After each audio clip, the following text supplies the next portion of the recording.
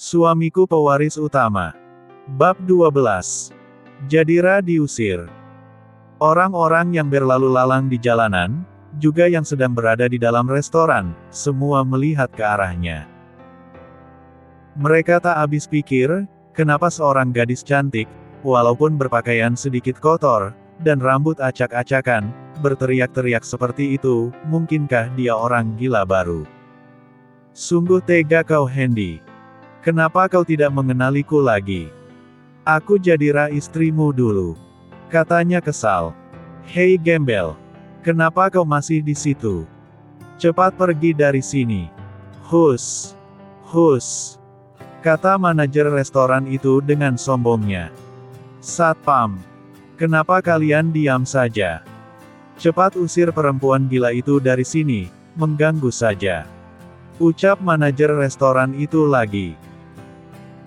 Bergegas dua orang satpam datang, dan meluru ke arah Jadira, kemudian memegang tangannya di sebelah kanan dan kiri, lalu menyeretnya ke seberang jalan, serta mendorongnya ke sisi pagar, lalu dia berkata, "Jangan kau kembali lagi ke sana, kalau tidak mau aku pukul." Ucap salah seorang satpam itu mengancam. Benar-benar sial nasibku hari ini. Dasar Hadwin brengsek, lelaki tidak bertanggung jawab. Awas kalau aku bertemu denganmu nanti, akan kucakar-cakar wajahmu yang sombong itu. Kata hati Jadira geram. Kemana tujuanku lagi? Di mana-mana aku diusir, dan diperlakukan seperti gembel dan pengemis. Dasar kurang ajar mereka semua. Jadira berhenti sejenak dari menggerutu, dan memegang keningnya seperti sedang memikirkan sesuatu. Sesaat kemudian, dia tersenyum dan berkata, "Aku harus kembali ke rumah nenekku, tapi tunggu. Bukankah aku telah diusir dari sana, setelah aku bebas dari kurungan itu, tapi siapa mereka?" Berhenti sejenak lalu menggerutu lagi. "Kenapa mereka menyita rumah nenekku? Dasar sialan. Kalian telah memperlakukanku seperti binatang." Hening. Setelah dia selesai mengucapkan makian itu, hidungnya seperti membaui sesuatu. Aku harus mandi, ya mandi, badanku sudah mulai bau, dan wajahku sudah tidak cantik lagi. Tapi di mana aku harus mandi? Tidak ada tempat gratis di kota ini, gerutunya kesal. Sepintas kalau dilihat kondisi Jadira, memang benar-benar seperti gembel dan pengemis, gila lagi. Sepanjang jalan yang dilaluinya, dia terus menggerutu kesal, sambil berkata tidak jelas. Jadira terus-menerus menggerutu di jalanan yang dilewatinya, karena kesal dan malu, dia berjalan sambil menundukkan kepalanya, hingga tanpa sengaja, dia menabrak seseorang yang sedang berjalan berlainan arah dengannya. Bruk! Aoh! Tubuh Jadira terjatuh ke aspal, sedangkan tubuh lawannya, hanya terdorong mundur sedikit ke belakang. Hei! Apakah kau buta? Kenapa kau berjalan tidak menggunakan mata? Dan apakah kau tidak melihatku? Teriaknya marah, sambil berusaha berdiri, dan mengibas-ngibaskan kedua tangan ke pakaian yang dikenakannya, sementara rambutnya masih menutupi wajahnya. "Maaf Nona, bukannya aku yang menabrak Nona, tapi Nona sendirilah yang menabrakku." "Kenapa juga Nona berjalan sambil menundukkan kepala seperti itu?" jawab wanita cantik yang sedang berdiri di depannya membela diri. "Kurang ajar. Kau." Ucapan Jadira terhenti, ketika melihat wajah seseorang, yang ada di depannya itu, sedangkan wanita yang ditabrak oleh Jadira tadi, juga mengenalinya. "Nona Jadira. Kenapa kau di sini, dan kenapa?" Kalimatnya terhenti, ketika perkataannya dipotong oleh Jadira. "Cukup. Jangan lagi bertanya."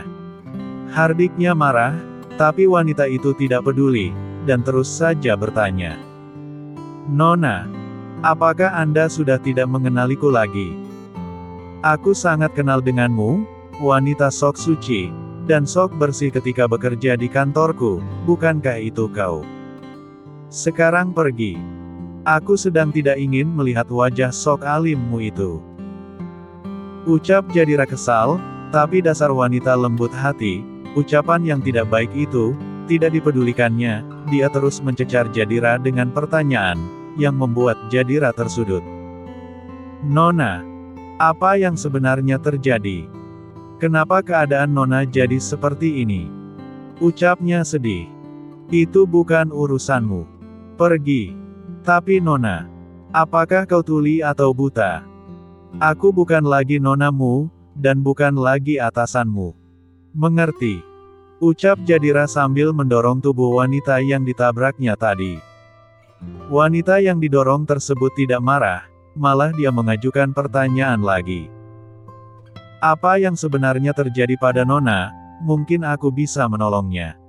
Ucap sosok gadis itu lembut.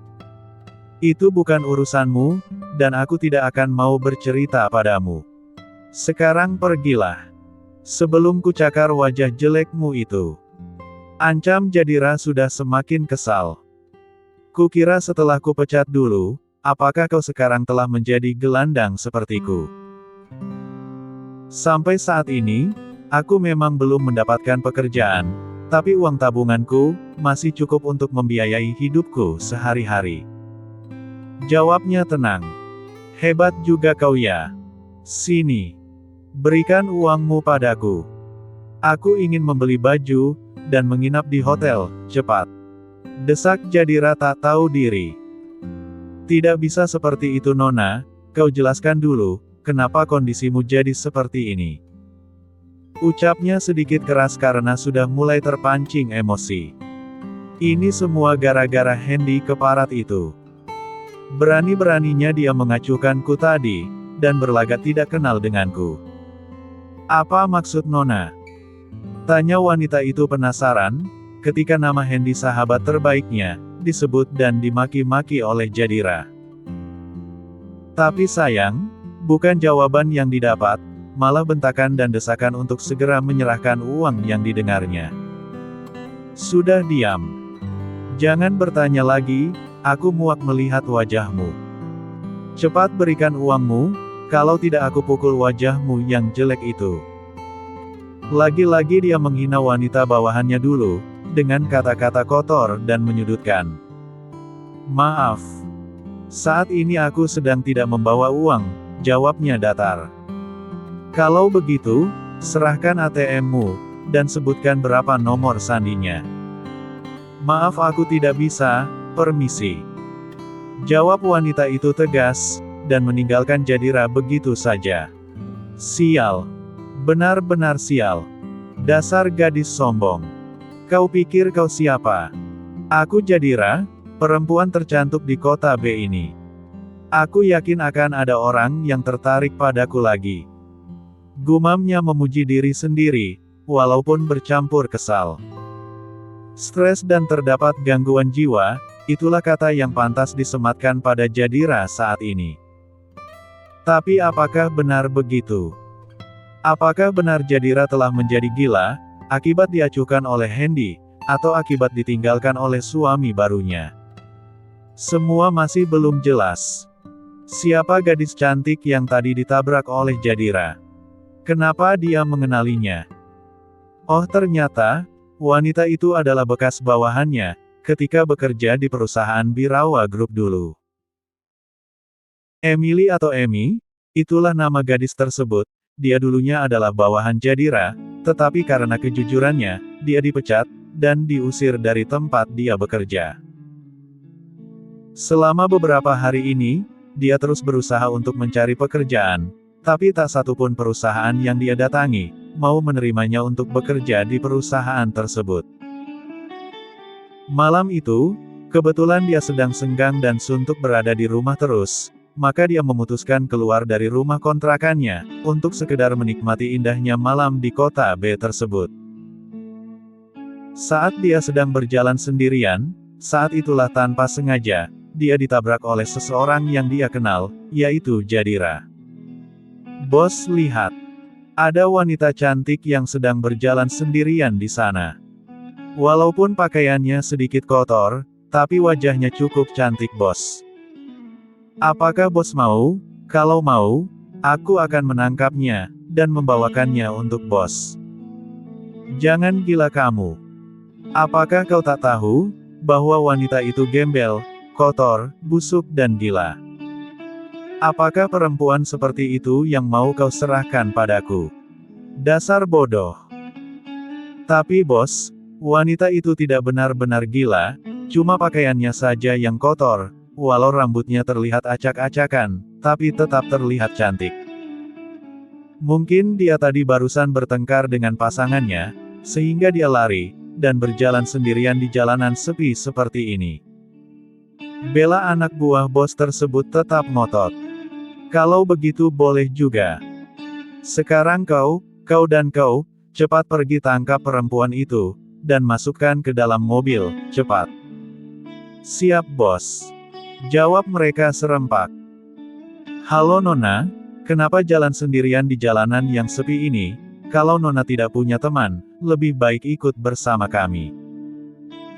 Kami jamin, Nona akan merasa puas, ucap salah seorang berandalan yang tadi mendapat perintah dari bosnya.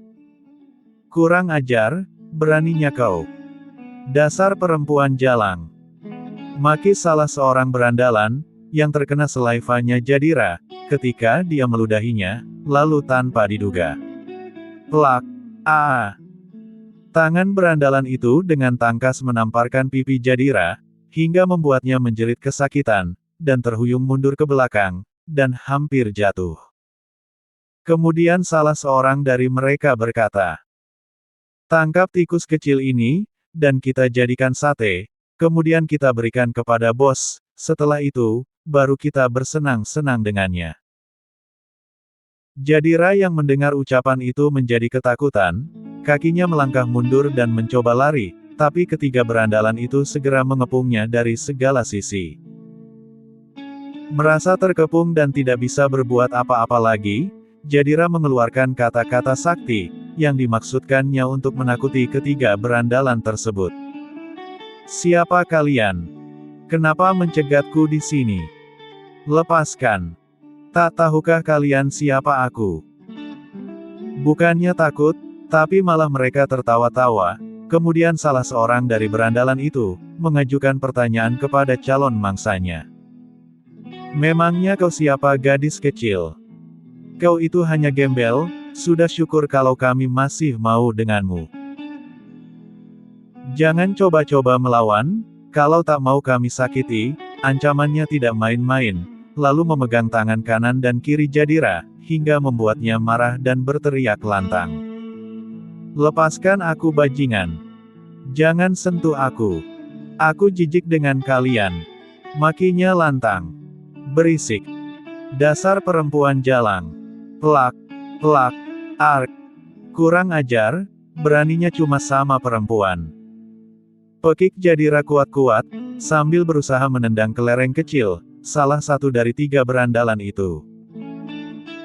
"Ternyata kau hebat juga gadis manis, nanti setelah kau berada di bawahku, baru kau akan tahu bagaimana indahnya dunia ini," ucap salah seorang berandalan, yang baru saja ditendang selangkangannya oleh Jadira, tapi tidak mengenainya.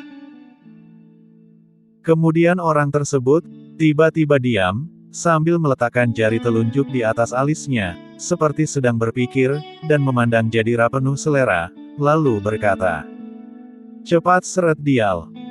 Aku tak sabar lagi untuk memberikan pelajaran ekstra padanya. Lepaskan. Ku bilang lepaskan. Kalau tidak, aku akan teriak," ucap Jadira mengancam. "Hehehe. Kalau mau teriak, ya teriak saja, tak akan ada yang berani menolongmu. Lagi pula tempat ini jauh dari pemukiman penduduk." Jawab berandalan itu ehem-ehem, sambil mencoba meremas bukit kembar Jadira, tapi, tiba-tiba. Buk, buk, plak, bruk, bruk, bruk,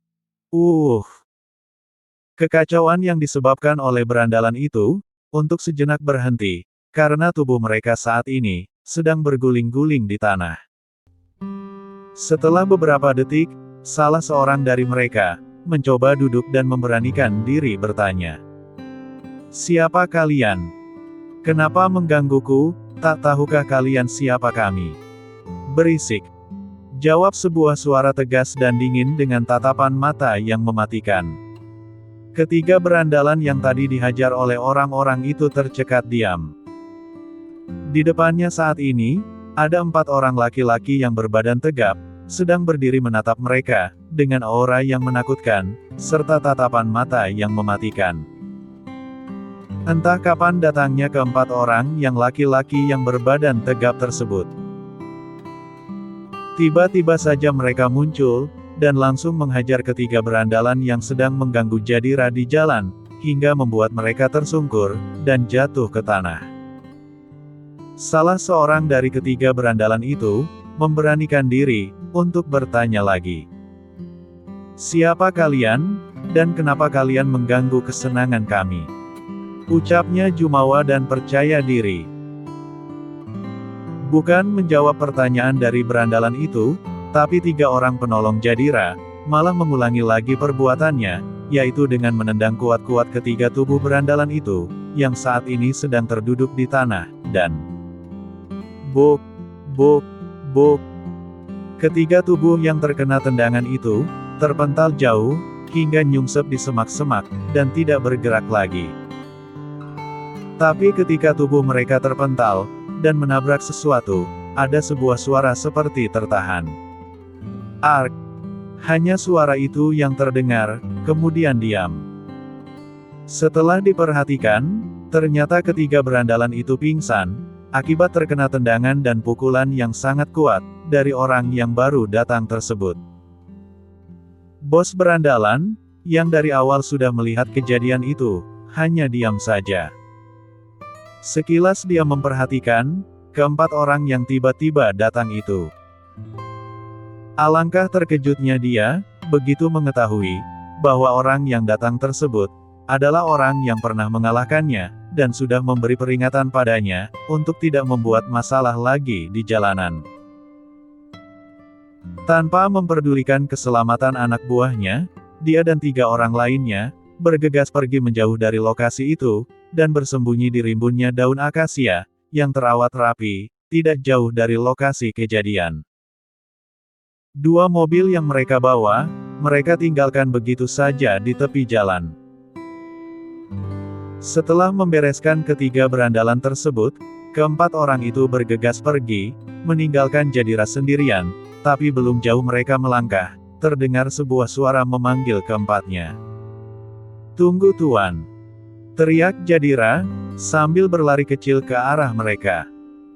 Keempatnya serentak menoleh, dan berhenti, kemudian dengan tatapan dingin, menunggu kedatangan Jadira. Setelah dekat, Jadira bertanya dengan terbata-bata. Terima kasih Tuan, karena telah menolongku. Kalau boleh tahu, dengan siapa saat ini aku bicara?" Tiba-tiba Jadira datang lebih mendekat, dan mengajukan pertanyaan seperti itu.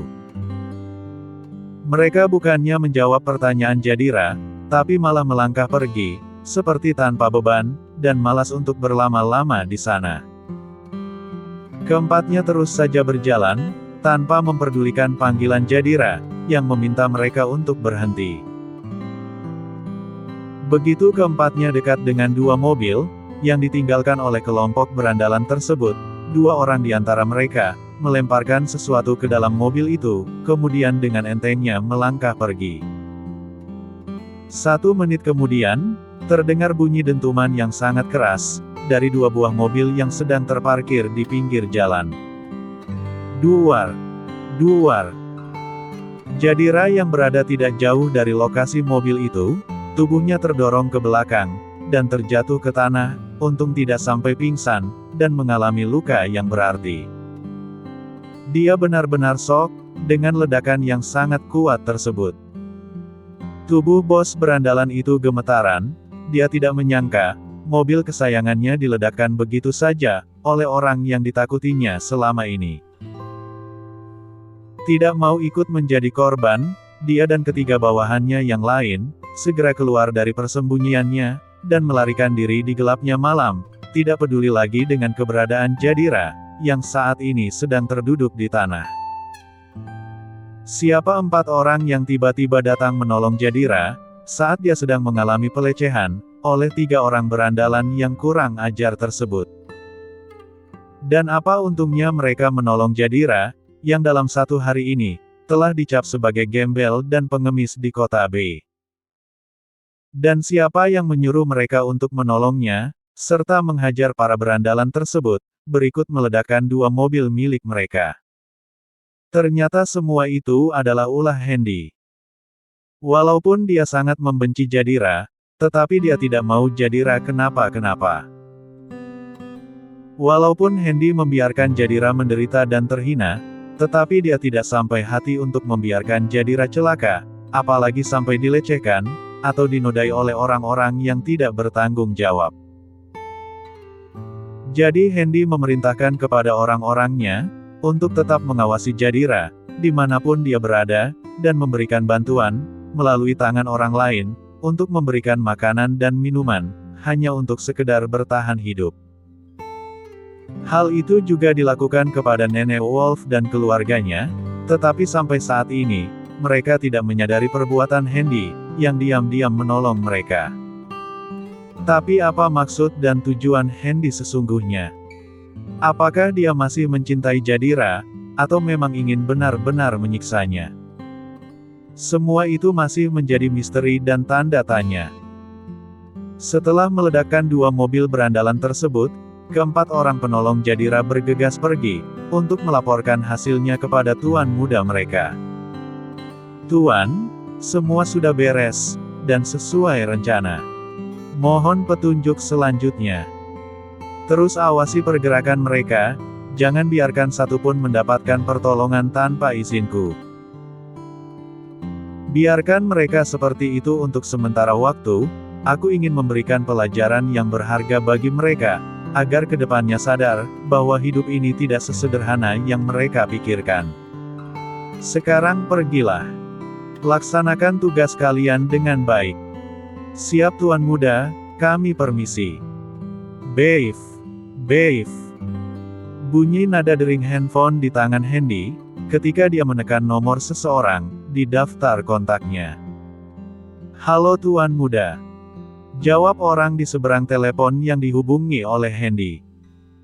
Sekarang juga kau datang ke ruanganku, ada sesuatu yang ingin ku bicarakan denganmu. Baik tuan muda. Jawabnya singkat. Tak lama sesudah itu, sesosok wanita cantik datang, dan masuk ke ruangan Hendy, dia adalah Ivory asistennya. Apa yang harus aku lakukan tuan? Tanya Ivory penasaran. Panggil orang-orang kita yang lain, aku ingin mendengar laporan dari mereka. Aku juga ingin membicarakan, langkah-langkah yang bisa diambil, untuk kemajuan perusahaan kita. Baik tuan. Perintah akan segera dilaksanakan. Sahut Ivory senang, sesaat kemudian menghubungi rekan-rekannya yang lain. 3 menit berselang, seluruh orang-orang penting perusahaan Birawa Group yang dipanggil Ivory datang, dan langsung menghadap Hendy, kecuali Ivan Sanders, karena saat ini dia sedang berada di kota J. Mereka adalah Iron, si tangan besi, Rams, si otak jenius, Hans, si tangan kilat, Govin, si dewa medis, James, si dewa strategi dan investasi, Erisa, si dewi akuntan, si Olung, si dewa uang, Robin, si dewa kematian, dan Leon si dewa perang. Begitu orang yang dipanggil datang, serentak mereka menundukkan kepalanya ke arah Hendy, dengan sikap hormat. Setelah semuanya duduk tanpa membuang waktu lagi, Hendy dengan tenang berkata, "Ini adalah hari ke-7, aku berada di hotel ini, dan bekerja di balik layar. Hari ini, aku ingin mendengar laporan dari kalian tentang kemajuan perusahaan kita." Ucap Hendy tegas. Kemudian kembali melanjutkan perkataannya. "Untuk 3 hari ke depan, aku masih tetap akan tinggal di hotel ini. Setelah segala sesuatunya beres, aku akan pindah di vilaku, dan mengatur segala sesuatunya dari sana dalam sebulan ini. Dimulai dari Ivory, laporkan perkembangan perusahaan kita. Baik Tuan. Seluruh pemimpin perusahaan, baik pusat maupun cabang, yang terbukti bersalah, karena menggelapkan uang perusahaan, saat ini telah ditangkap dan dipenjarakan, untuk dimintai pertanggungjawabannya. Bagaimana dengan pergantian pemimpin perusahaan, yang telah dipecat itu, apakah semuanya sudah diganti, dan ditetapkan sebagai pemimpin baru? Tanya Hendy ingin tahu. Seluruh direktur, manajer, dan supervisor perusahaan, baik pusat maupun cabang, kecuali hotel ini, telah mengalami pergantian pemimpin Tuan, jawab Ivory cepat. Lalu bagaimana dengan The Golden City, yang kau ceritakan beberapa hari lalu? Apakah perkembangan masih stabil? Sampai saat ini, perkembangan kota itu masih stabil, bahkan semakin maju. Kapan Tuan punya waktu untuk pergi ke sana? Tanya Ivory kalem. Hendy yang ditanya tidak langsung menjawab, tetapi seperti berpikir, kemudian baru bersuara. 3 hari ke depan, aku akan pergi ke sana, dan akan menetap di kota itu. Jawab Hendy mantap. Setelah mengambil nafas, dia memandang si manusia besi, dan berkata, Iron dan kau Burgon, laporkan perkembangan investigasimu, tentang orang-orang kita, keamanan kota B, The Golden City, dan seluruh pegawai perusahaan. Apakah ada kejadian yang mengganggu? Sampai saat ini, keamanan kota B, masih baik-baik saja Tuan, walaupun ada gangguan kecil dari berandalan yang ada di kota ini, tapi semuanya sudah berhasil dibasmi. Jawab Iron mantap. Apakah kau sudah menempatkan orang-orang kita, di seluruh wilayah kota B ini, selain daripada petugas kota? Sudah Tuan.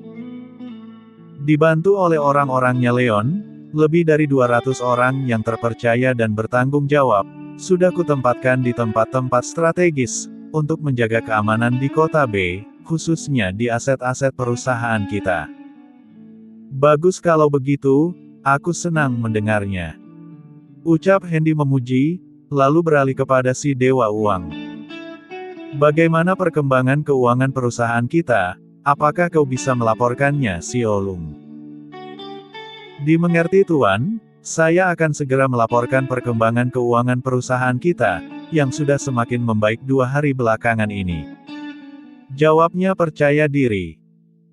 Uang hasil penggelapan, yang disimpan di ratusan rekening bekas direktur, manajer, juga supervisor dan lain sebagainya, sudah berhasil ditarik seluruhnya.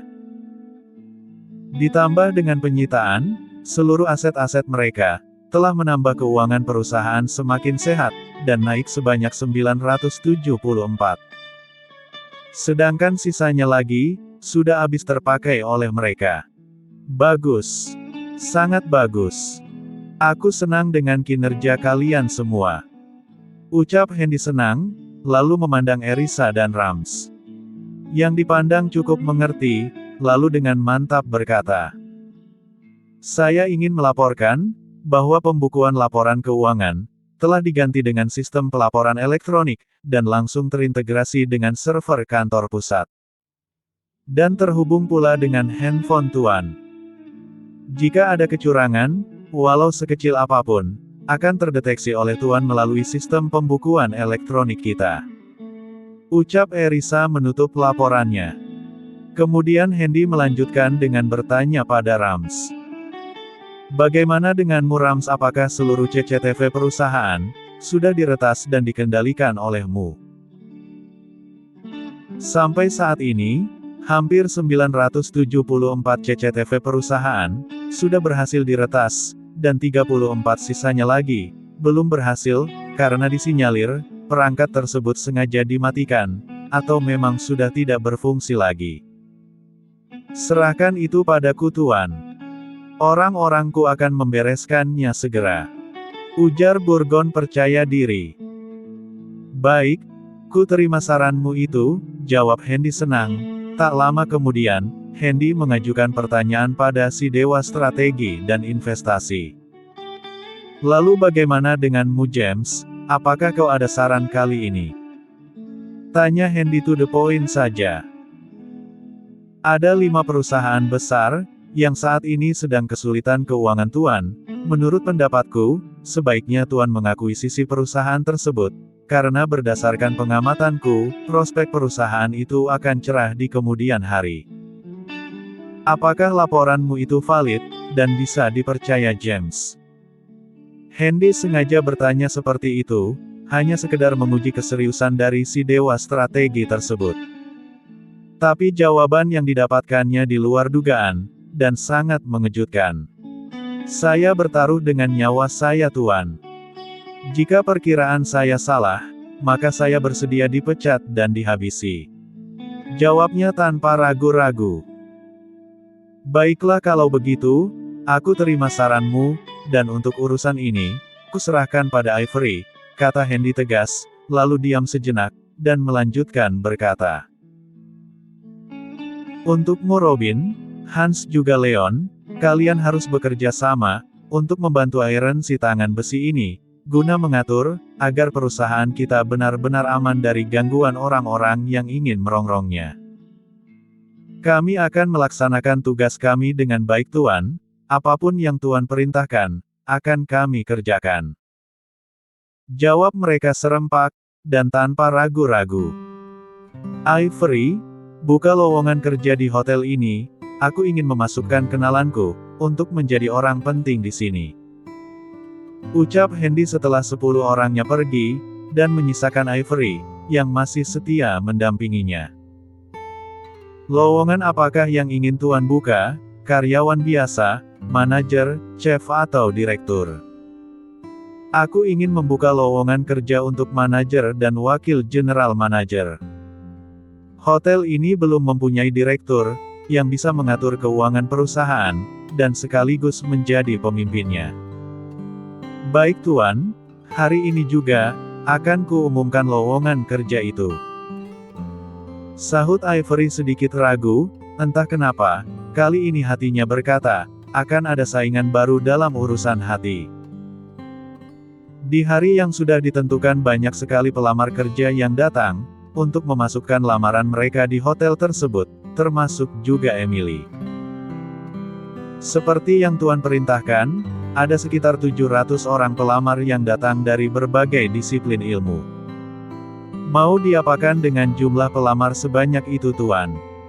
Apakah di antara pelamar itu, ada orang yang bernama Emily? Kalau ada, terima langsung, tanpa melalui proses wawancara. Untuk 100 lainnya, lakukan sesuai prosedur, dan kau tentu lebih tahu daripada aku. Ucap Hendy panjang lebar dan tanpa beban. Tapi bagi Emily, titah yang aneh itu, bagaikan bom yang seketika meledak ketika disentuh. Tentu timbul tanda tanya di dalam hati. Siapa Emily itu? Kenapa Tuan Muda begitu perhatian dengannya? Apakah dia seorang yang khusus di hati Tuan Muda? Bagaimana ini? Bersambung.